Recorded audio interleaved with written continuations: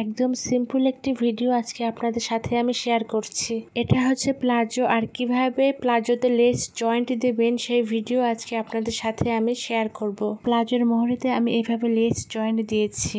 Less এবং কাপড়ের কালারটা জাস্ট দেখেন। প্রথমে প্লাজোর ফ্রন্ট পার্টে 2 ইঞ্চির মতো উপরে লেস রেখে কাপড় ফোল্ডিং করে ভাঁজ দিয়ে এইভাবে সেলাই করে নেব। একটু খেয়াল করে দেখলেই বুঝতে পারবেন যে কিভাবে আমি সেলাইটা করে নিচ্ছি। একদমই সিম্পল।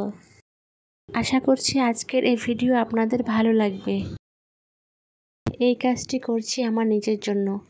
এখানে ডিপ কমলা কালার কাপড়ের সাথে আমি বিস্কিট কালার লেস ম্যাচিং করে নিয়েছিলাম। প্লাজোর কাপড়ের সাথে লেসের কালারটা কিন্তু অনেক সুন্দর ফুটছে।